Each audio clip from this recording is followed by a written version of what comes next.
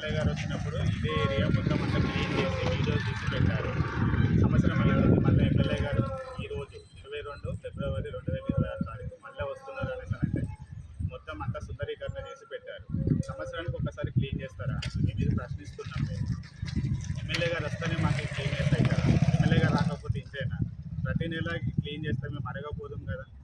ప్రతిసారి మా కోసం మేము చెప్పుకుంటేనే మీరు చేస్తారా? ఇళ్ళకి నీళ్ళు వచ్చినప్పుడు 15,000 ఎవరైతే ఇళ్ళకి నీళ్ళు వచ్చినాయో వాళ్ళకి ఇవ్వాలని సీఎం రిలీఫ్ ఫండ్ నుంచి మనకి ఆదేశం వచ్చింది. ఇప్పటి వరకు ఎంతమందికి ఇళ్ళకి నీళ్ళు వచ్చిన వాళ్ళకి 15,000 వచ్చినాయి, ముడి సరుకులు వచ్చినాయి. ఎమ్మెల్యే గారు ఎన్ని ప్యాకెట్లు పంపించారు ఇక్కడికి డిస్ట్రిబ్యూషన్ చేయమని? సరే, ఎంతమందికి డిస్ట్రిబ్యూషన్ చేశారు? మాకు ఆ లిస్ట్ కావాలి.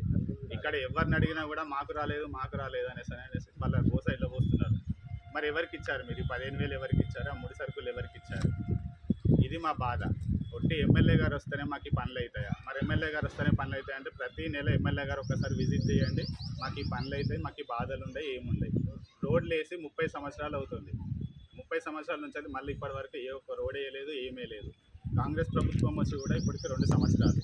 ఒక్కసారన్నా మా డివిజన్కి వచ్చి పాదయాత్ర చేస్తే మా బాధలు తెలుస్తాయి. వర్షాకాలం వస్తే మేము ఎంత ఇబ్బంది పడుతున్నామో మా బాధలు మీరు కళ్ళారా చూడాలని చెప్పి మేము మా గలీలకు ఆహ్వానిస్తున్నాం. మేము ఒక్కసారన్నా మా గలీలకు పాదయాత్ర చేయండి. చేస్తే ఇంటింటి గోస మీకు వినబడుతుంది. 15,000 ఇవ్వలేదు, ఎవరికి ముడి సరుకులు ఇవ్వలేదు, ఇచ్చినామని చెప్పేసి అని పేపర్లలో అన్నిట్లలో మీరు మీడియా సమక్షంలో చెప్పుకుంటున్నారు. ఎవరికి ఇచ్చారు? రోడ్లు వేస్తలేరు, మోరీలు చేస్తలేరు.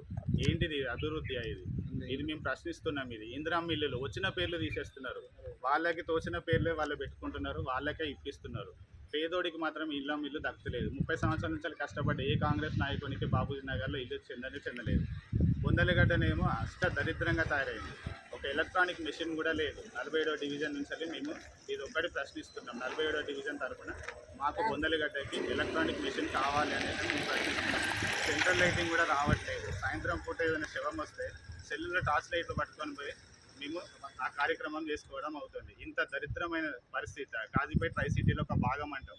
ఏది అభివృద్ధి? ఏది? శ్మశాన వాటికలో చూడండి ఒకసారి, ఎంఆర్ఓ ఆఫీస్లో చూడండి ఒకసారి, కలెక్టర్ గారు మీరు ఒక్కసారి విజిట్ చేయండి.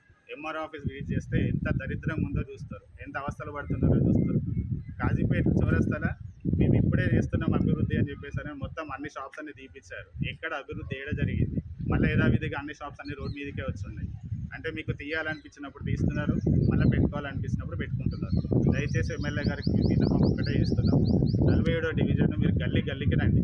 మీ ఎన్నుకున్న లీడర్లు వీళ్ళు ఎవరిని తీసుకురాకుండా దయచేసి మీరు ఒక్కరు రండి. మేము ఇంటింటికి తిప్పించి చూపెడతాము. ప్రజలు ఎంత ఇబ్బంది పడుతున్నారో మీరు కళ్ళారా వినండి, చూడండి. అప్పుడే మాకు మీరు అభివృద్ధి చేయండి.